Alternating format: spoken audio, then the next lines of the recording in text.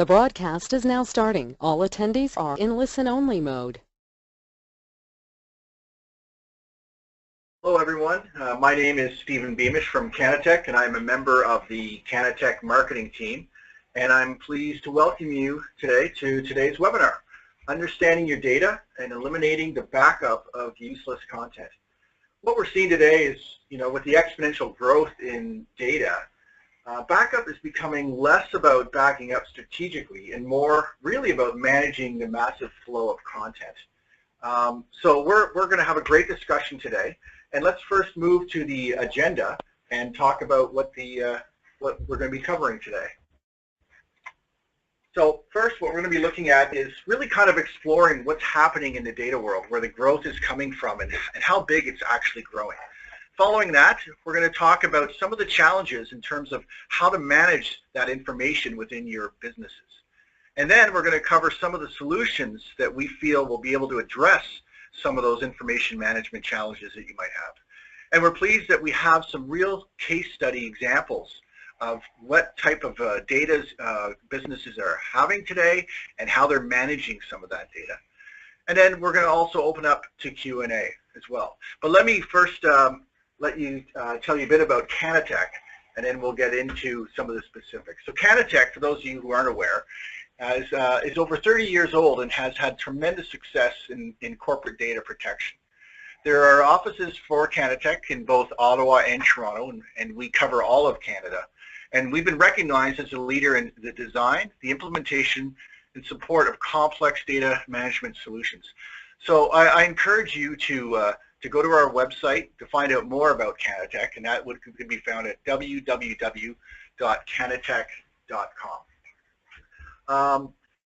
One other part of the housekeeping is we will be taking questions today via the chat window. So if your chat window may be open already on your screen, if not, just go to your lower tray and you'll see the icon for the go-to meeting. Just click on that and type your question where it indicates, and we'll do our best to address all the questions that come in today. If we're unable to address all of them, we will be creating an FAQ, which we will send out to everybody who is attending today. So with that, I'd like to now pass the baton over to our host, who is Jack Armitage from Kanatek. Jack, maybe before you get started, you can just give us a few words about yourself and your background. Yeah, sure. Good morning, everyone. My name is Jack Armitage. I'm a solutions architect and part of the Kanatek professional services team. I'm based out of Ottawa. So over the last 15 years, I worked for a number of companies in the industry, including in manufacturers such as Symantec, Veritas. And my focus is mainly on data protection and data management. During those 15 years, I've worked with a number of clients across a wide range of industry sectors.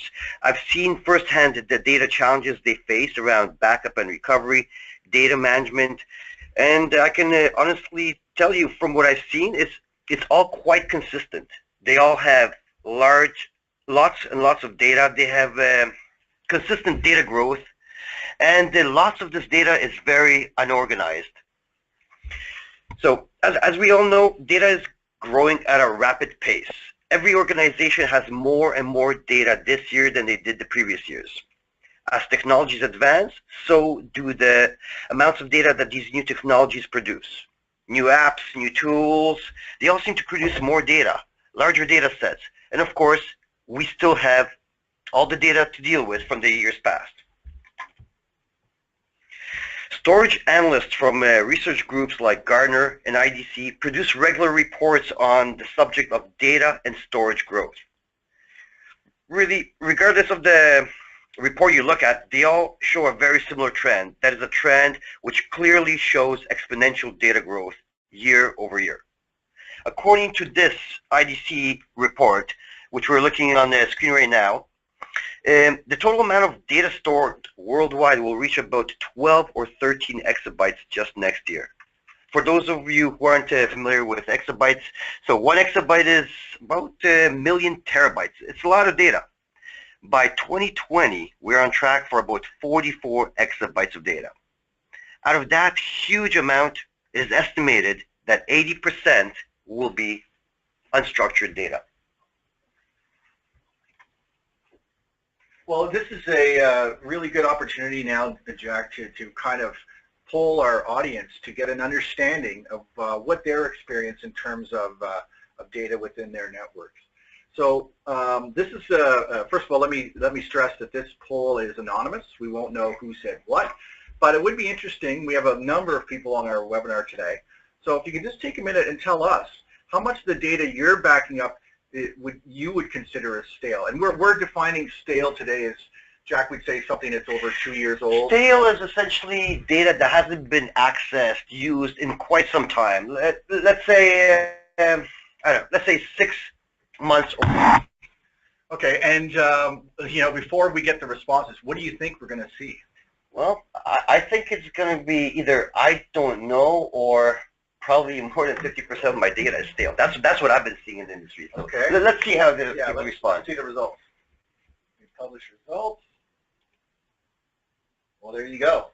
Well, actually, the results are quite consistent with what I've been seeing. You know, and but if this is right, what I'm reading here is 90% of the people polled either don't know or figure they've got more than 50% of their data that's stale.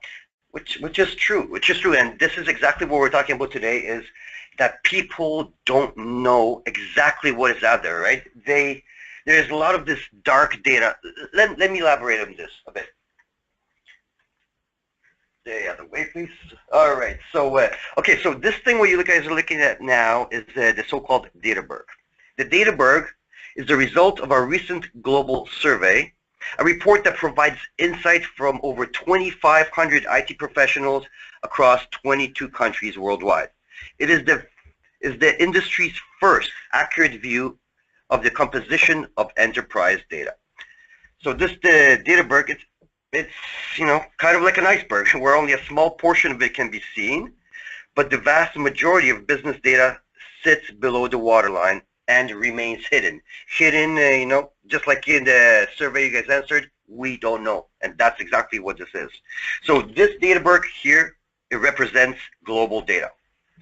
The results might be a bit surprising to some, but from what I have personally seen and experienced, it's quite consistent across most organizations. Let's take a look a little bit closer at the results. Okay, so look at that. Just like with our little poll there, 54% of the data is considered dark data. That's data that's unclassified, you know, below the line of sight of management.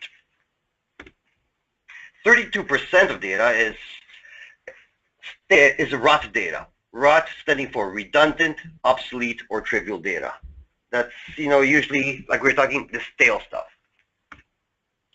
And only 14%, just 14%, that's a small fraction of this, is actual corporate business critical data, data that you know, businesses use on an everyday basis, very important, critical. So for many organizations dealing with this kind of exponential data growth and this unknown, it's becoming a major expense. It's a very serious issue.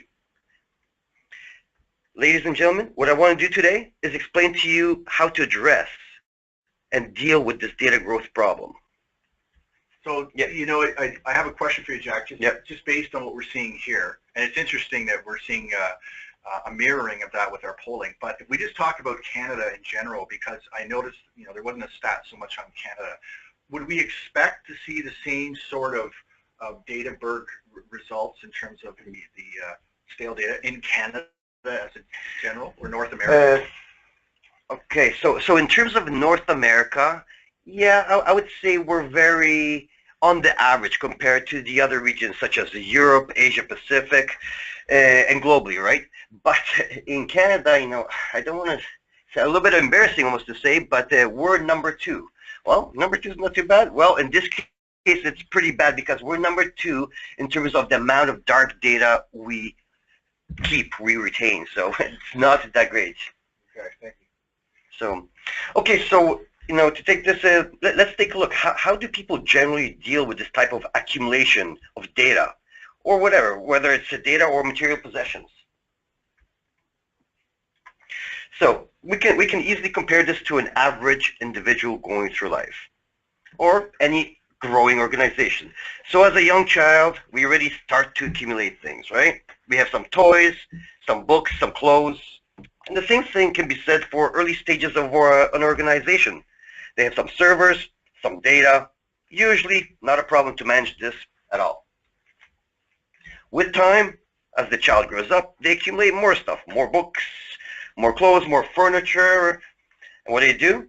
Well, they need more space to accommodate this stuff, this growth. So they move to a larger flat, possibly get a small condo. In terms of an organization, they also get more data. They accumulate the stuff in the years past. What do? Again, more capacity. Disk is relatively cheap, so they just keep throwing up more space. Now those little arrays move into big disk arrays, and the trend continues. More accumulation needs more space. So people move to larger houses. Large organizations move to larger disk arrays. More capacity, more and more data. It just keeps on going.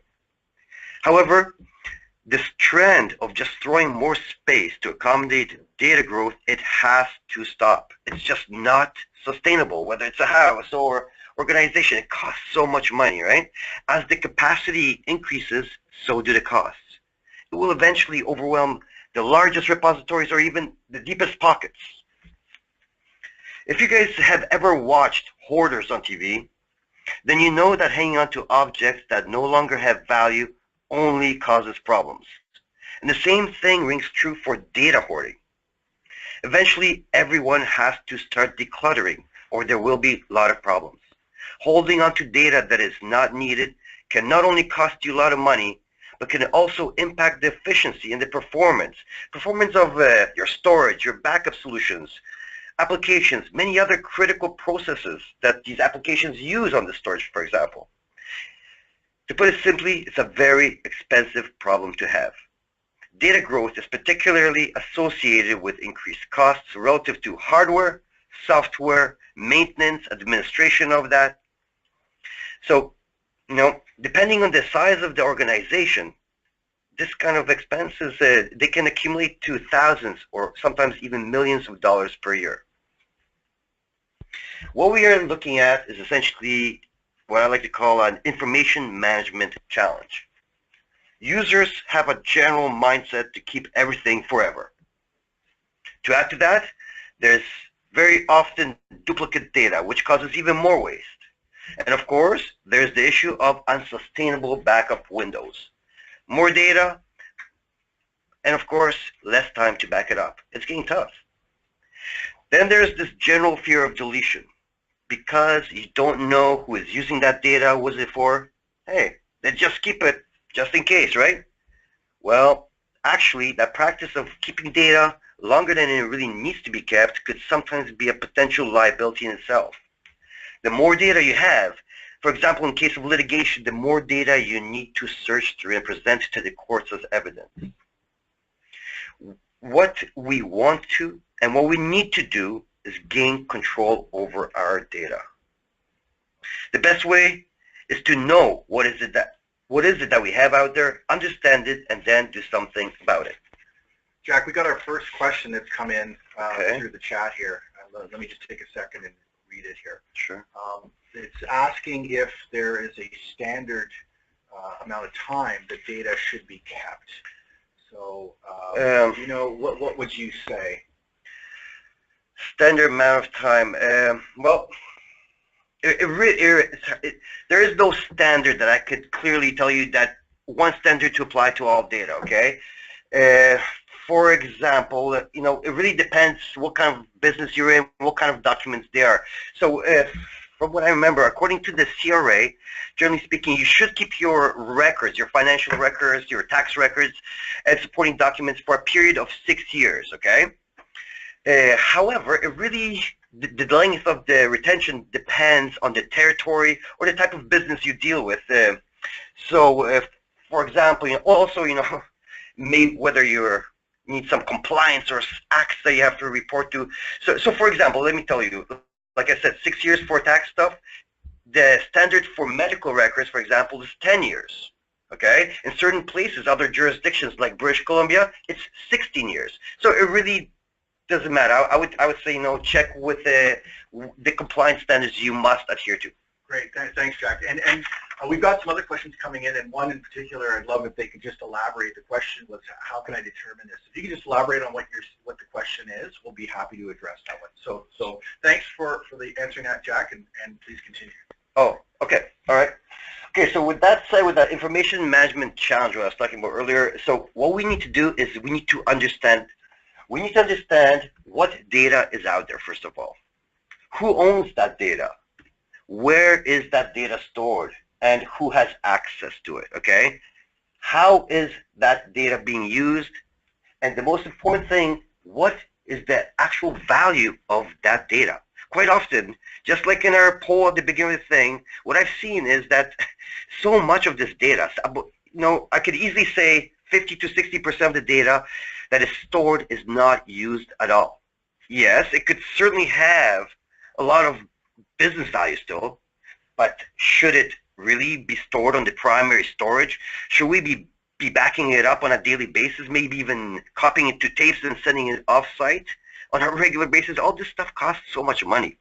We need to know what to do with that data. Maybe, it should be archived, perhaps even deleted. Essentially, it comes down to a business decision. And those types of decisions usually are not just a quick ad hoc on the spot decision where an administrator or a manager just says, listen, we're running out of capacity on this storage destination. Let's just delete a couple of these shares, some of these files, stop backing the stuff up. Those type of decisions, they have to be made with understanding and very clear facts about your data. And that is where Kanatek can help you. We have a wide variety of tools to deal with this kind of stuff. One of the tools that Kanatek uses, which is a great tool, it's a product called Data Insights from Veritas. Data Insights is a very powerful and extremely useful tool that has been designed to help customers specifically with this exact data management challenge which we are talking about today. With Data Insights, our Kanatek specialists can help your organization by performing an analysis on your data environment. We can help you understand what is it that you have and how is it being used. For example, we could give you information, we'll let you know what data you have there. Has that data been used or touched, modified in the last period of time, whether it's 6 months or 2 years? We can let you know if there's open shares, possibly shares that should not be open to everyone. Are there files out there that are owned by people who have already left your organization? Who are the real owners of this data? Do you possibly have identical data in multiple locations? We can let you know all these things. Yes, Steve? Well, we got another question that just came in. Yep. It's asking whether the Veritas Data Insight needs to integrate into an existing application that might be running in a network, or can it run independently? Oh, okay. Well, no, the great thing actually about this tool is that Data Insights does not need to integrate into anything, okay? It is a tool to help analyze the data you have. Yes, it could certainly integrate into other products. It can integrate into archiving products such as Enterprise Vault, or security products like data loss prevention or other security products. If you do integrate them into those products, you could get even better functionality out of it, results, which I'm going to elaborate on it a little bit further. But Data Insights can essentially be used in an environment regardless of the backup products or any other products that you have or currently have in your environment. Even in environments where there is no backup solution. Hopefully that's none of you guys, but I've seen environments like that too. So this Data Insight analysis is here to help you understand your data. Yeah, it could certainly improve the efficiency of your backup solution or your storage. Backup solutions, whether it's Commvault, Veeam, their backup really doesn't matter, but it is not solution dependent. So let me talk a little bit more about Data Insights from Veritas. So what's involved in running or getting one of these, analysis on your data? Well, first, the product needs to be deployed. The product can be installed on a physical dedicated server. It can also be installed as a VM in your existing virtual environment, or it can even be run from a USB location. Once deployed, the product needs to be configured to scan the desired locations. And so we need to, configure it, point it at the locations that you want to scan, whether it's one or many shares, possibly full filers out there. What is it that you're interested in finding out information about? Then we run a scan to gather the information for analysis. I would like to point out that all this data gathering and analysis is done in a very non-intrusive manner. First of all, it can be configured to use a read-only account, ensuring that absolutely no data will be damaged, moved, or accidentally deleted. You can, but again, you don't have to integrate it into your Active Directory. And, one very important aspect I want to point out is the product is very, as I mentioned earlier, non-intrusive. The product does not look at the contents of your data, not at all. It looks at the metadata, both those files and locations. So if we're doing a scan of very sensitive locations, or any locations for the matter, let's say HR or accounting, right? The product will be able to tell you many useful things about those files, those locations, such as how old they are, when was the last time they were used, accessed, modified, who's using them, who has permissions to it, are there duplicates? However, we could do all this without ever actually looking at the contents of the file, so we don't go to that level. Well, so benefits of data insight. What kind of benefits can you expect to get out of this kind of? Well, the benefits, of course, the primary benefit is a much better understanding and visibility of your data. What do you have? As I mentioned earlier, with this kind of visibility, you can do many useful things, such as clean up the messes, right? Delete or clean up the unneeded data, maybe archive what hasn't been used in a long time but still has value. You could set up proper retention periods, and you could improve the efficiency of your storage systems, your backup solutions, efficiency of your administrators. And if you improve the efficiency, let's say, of your storage, your backup, that's just more money in your pocket, better performance. So you could also remediate risk. Take a look at your shares. See who has access to them. See who is using them. Understand usage and consumption patterns. Possibly, get some growth trend reports out of this. That's another thing you can do. So those growth trend reports can certainly help you in planning your budget or your storage needs before they become an issue. I know that, being the professional services organization that deal and have dealt with this kind of data management and data protection for over 30 years, I know that as Kanatek, we can help you. So now that you guys have a slightly better understanding of data insights, the whole process, how it works, what it can do, I'd like to just give you a couple screenshots, examples of reports that I've done in real life situations, okay? Before you jump into that, Jack, yeah. We just have another question that came in. Sure. It says, if it does not look into the data, how is duplicate data determined? Well, it does it it compares the size, the file names, the certain algorithms. It does look at the thing, but not the content. So I could actually take two files. Let's say there's a document jack.txt with a specific size, and I can find out if they're duplicates without actually reading the contents of that file. So without the actual text inside there. So. Right, so it's the file name is file name, file size, yep. So, great, thank you. Okay, so let's take a look at some of the reports I want to share with you. Okay, this is one of the reports that, and I just want to let you guys know that this is far from being a full report. This is just actually, just like in that Databerg, the tip of the iceberg. It's any of these sections I could drill down to extreme detail where those files are, who has ownership. But what I want to show you guys here is the data aging report, okay?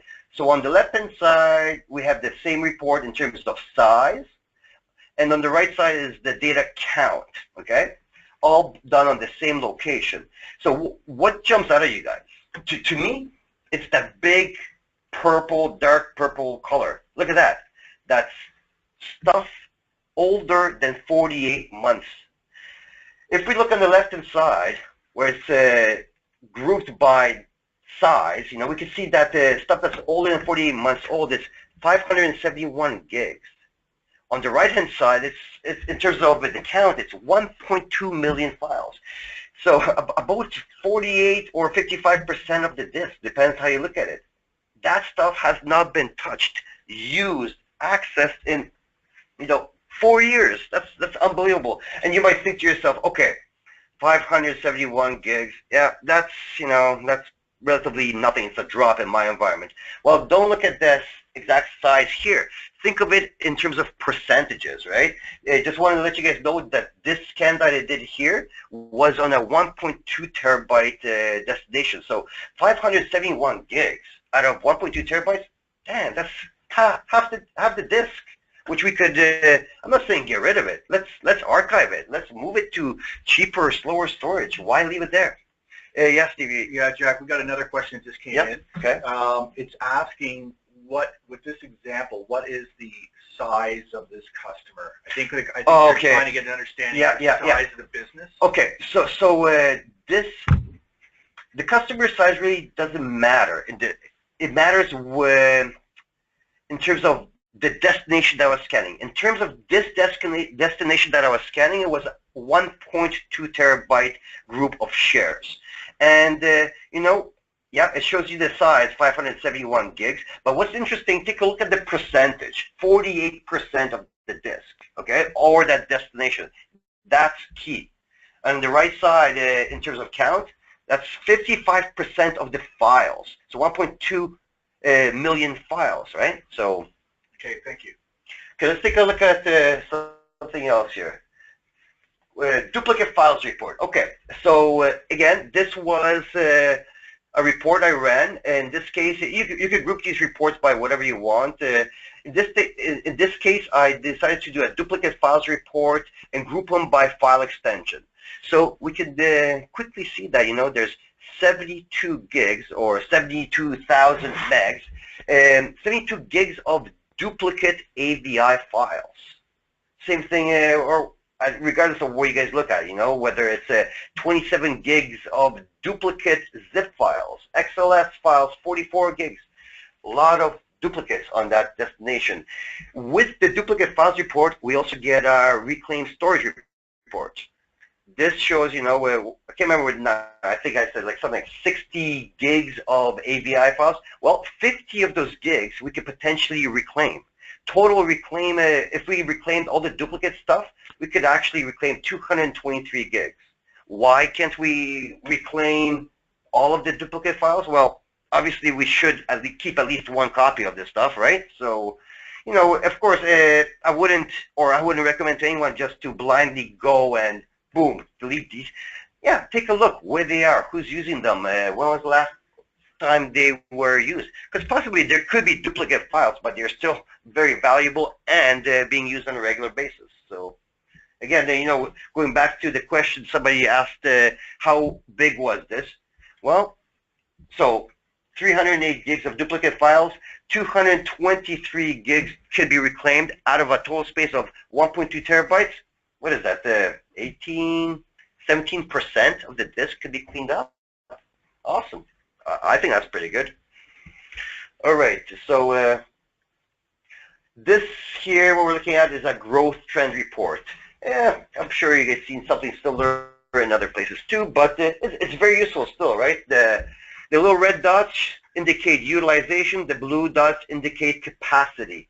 So what we can see, just quick view, is that capacity remains the same on that storage destination I'm scanning, and over time, the utilization is going up. With these kind of reports and trends, we could see, address our storage needs before they become an issue. Yes, Steve.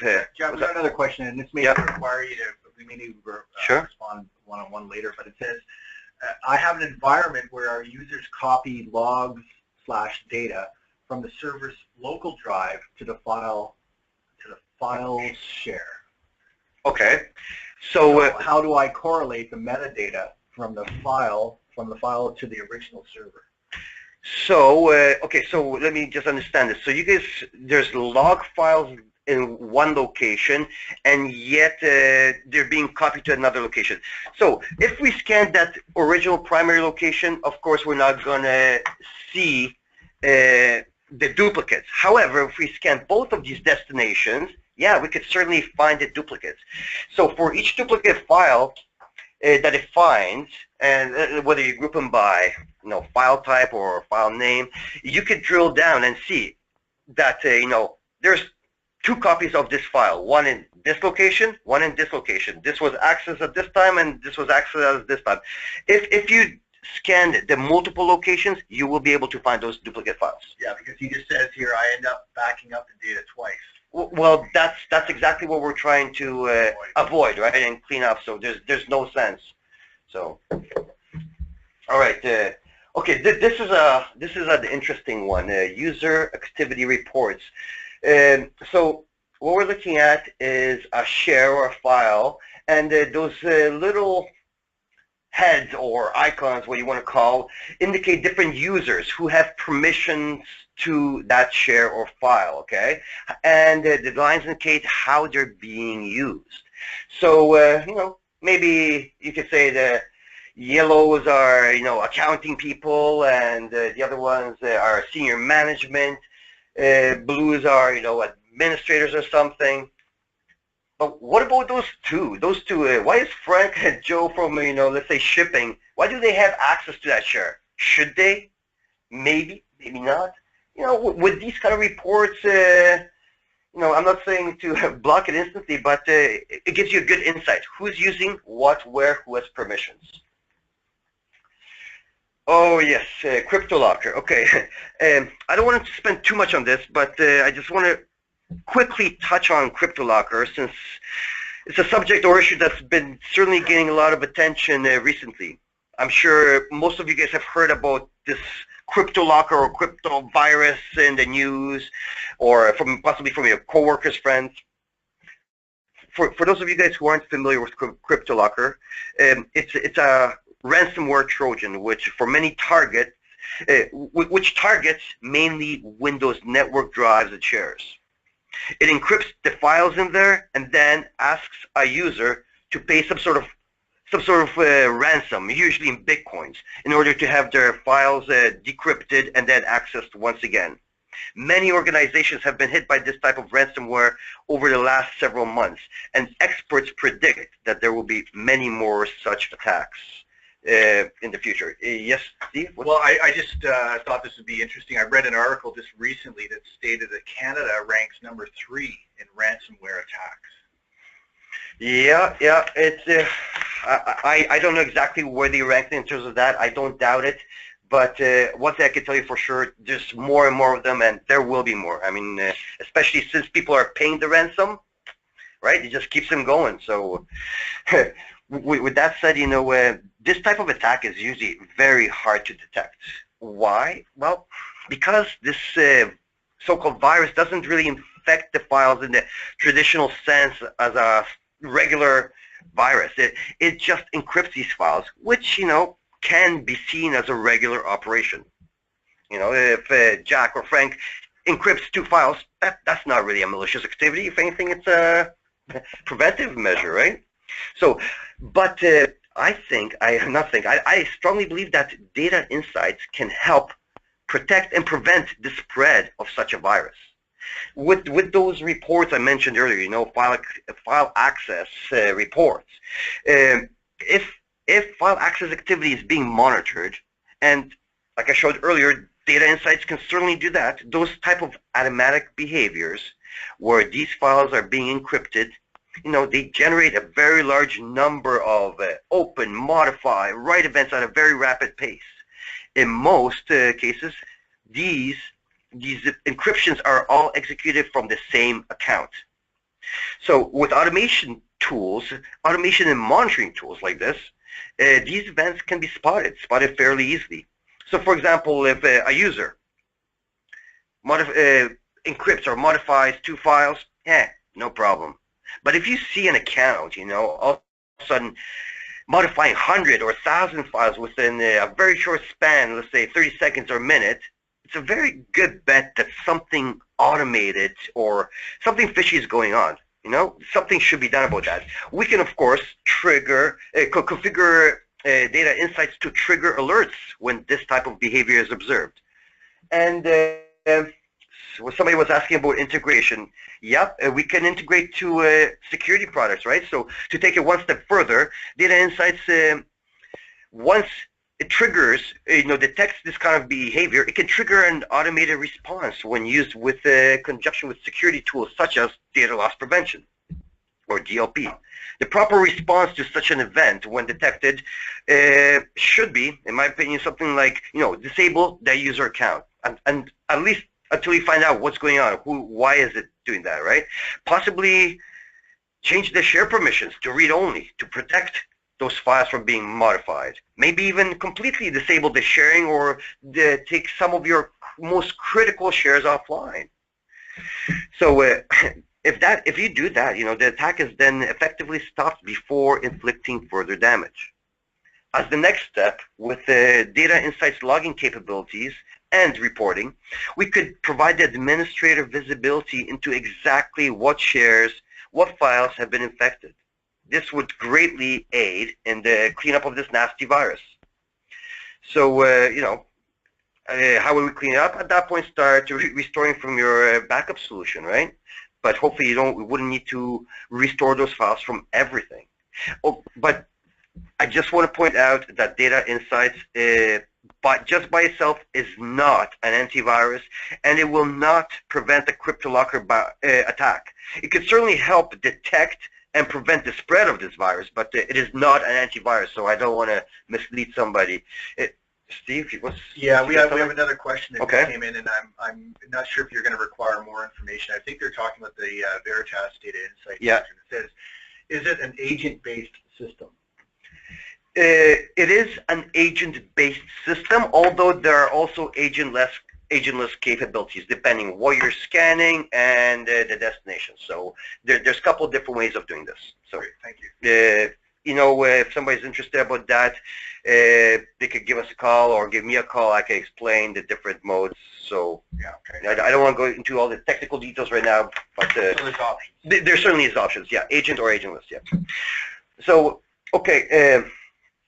So I'm under the impression that nothing lasts forever, and certainly neither should all of your data. Some of it, most of it, yeah, sure, why not? But most likely, probably not all, and definitely not retained forever. Like a lot of things I've seen. So remember at the beginning of the webinar, I showed you guys the Databerg. Well, yeah, it's still out there, okay? It's still out there and floating in the sea of technology. Remember, what you can't see, you can't manage, okay? With poor visibility, sooner or later, you could end up as the Titanic. With good visibility and understanding, it is possible to navigate and effectively manage those databergs, deal with that data. So, at Kanatek, we understand that many organizations have tight budgets, and most places do. I urge you, contact us. We can help you. We can help you by providing this consulting and analysis. Get visibility into your environment. Understand what you have out there and carry through with appropriate actions.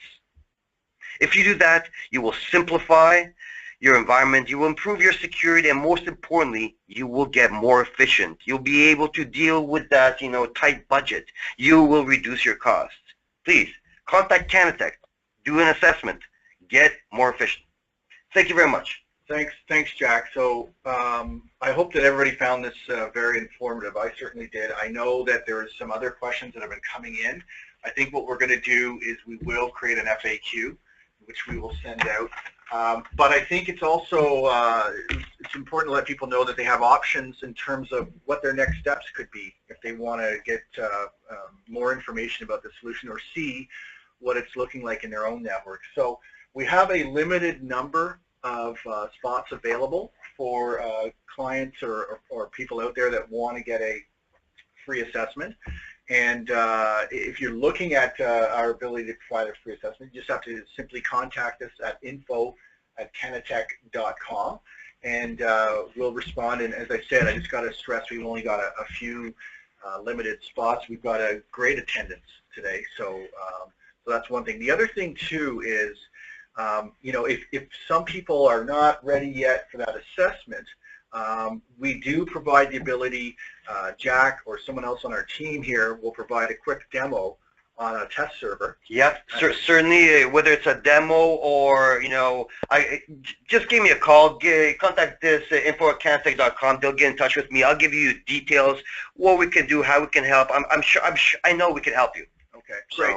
So thanks again, and just to note that this webinar has been recorded, and it will be put up on our website a bit later on today. So feel free to come back at any time if you want to review some of the information or the details on the solution. Thank you very much for joining us today. We really appreciate it, and we look forward to talking to you again soon. And this now officially concludes the webinar, so thank you, Jack, for your time, and everybody have a great day. Thank you.